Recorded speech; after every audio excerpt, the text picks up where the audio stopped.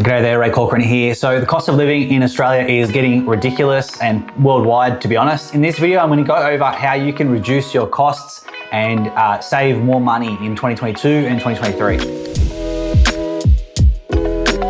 In this video, we're going to go over multiple categories of everyday spending that people have and use your common sense. If you already save on that, great. Look at everything else. Make sure that you're doing every single thing you can to let no dollars go out the door. So the first one is energy prices. So obviously electricity and gas is super expensive and seems to be getting more expensive at the moment. And there's a whole bunch of drama in the media about it. So there's a website called Energy Made Easy. I'll put a link to all this stuff in the description and in the comments, but you can go there and compare your energy bills and see if you are getting the best rate. It takes you 5 minutes and you'll be able to find out if you can save any money on the energy, electricity and gas side of things. One is all your insurances. So whether it's car insurance, home insurance, health insurance, travel insurance, Compare the Market is a really popular website that you can go to and just make sure that you are checking all your policies to see that you are getting the best rate possible for the level of cover that you need. A lot of people don't check this on an annual basis. And some people maybe checked it 3 years ago, but it's been a couple of years since they've checked. You need to keep on top of these things. If every dollar truly matters to you, then you need to check this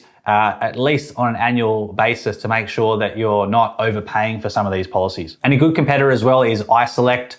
You can check them out. I'll give you a link to those as well. And go on both those sites, see what the best rate you can get is for all your insurance products. Number 3 is Amazon. So if you have baby stuff, especially for those with kids, if you don't have kids, don't worry about this one. But Amazon is really great for buying bulk stuff. So, all the stuff that you normally go through, whether it's wipes or nappies, all that sort of stuff, you can pretty much usually buy the cheapest in bulk from Amazon. Sometimes the supermarkets with a big discount can be better, but generally I've found if I want to buy crap loads of nappies or any of that sort of stuff, Amazon always has competitive prices. And if you have Amazon Prime, which is relatively cheap, I think it's like 40 bucks or whatever. If you're making multiple purchases per year, they give you free shipping and it is like express shipping as well. And I always like to get the biggest discounts on stuff that is non-perishable. So, obviously with food, there's only, even if you get cheap food, it can only last, that week or whatever. With all the non-perishable stuff, laundry detergent, dishwashing liquid, all that sort of stuff, you can buy it in like the biggest quantities you can find and pay much less. So it's just easy to get savings from that. And Chemist Warehouse can be quite cheap for cleaning products.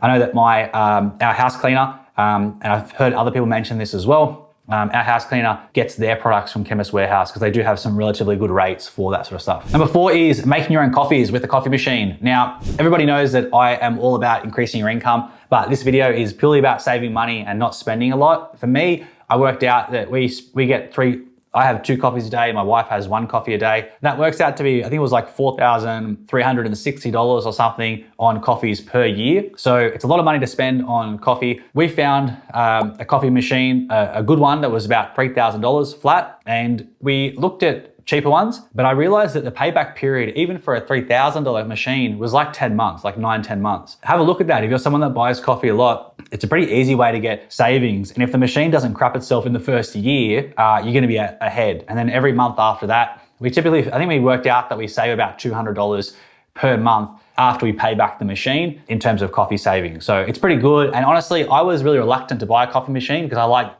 walking to the coffee shop and having someone make it for me and not having to clean anything up. But I'm actually really loving having a coffee machine. It's much more time efficient and the cleaning is not that bad. The next one is the Honey discount code app. So this is an easy one. If you have Google Chrome, you can get the Chrome extension and it will just tell you when you're on a website if they have any discount codes that they're aware of. And it saves you a lot of time and just means that any stuff that you are buying, that you're always finding any discount codes available before making the purchase. Number 6 is Cashback Apps. So there's 2 main ones in Australia, Cash Rewards and Shopback. I've got separate videos on both of these going into more detail, but ultimately you go on their website, create an account, download their Google Chrome extension as well. And from there, it will let you know if there's any cashbacks available for those particular websites. I recently bought a bunch of appliances for our house and I saved like literally several $100s from using those cashback services. So it was not as bad as I kind of expected it to be because a lot of these services, you don't really save that much. The next one is green slips. So if you have cars,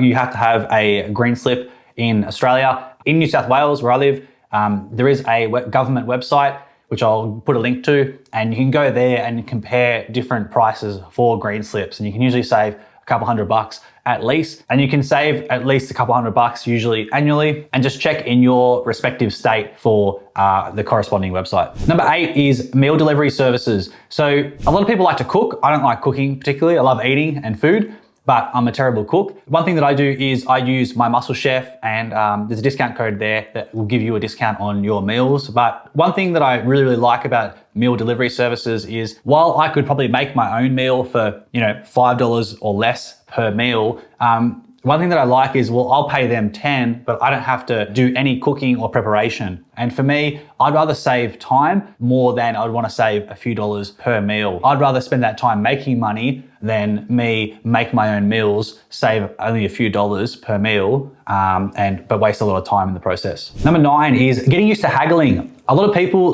don't haggle on so many things on a day-to-day basis. If you're buying anything, especially anything over pretty much $100 and up, you can haggle on the price.